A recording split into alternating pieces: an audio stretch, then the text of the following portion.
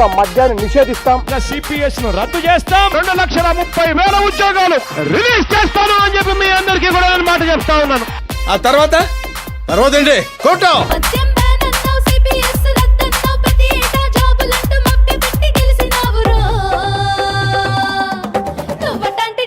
Psycho కాదు మామ.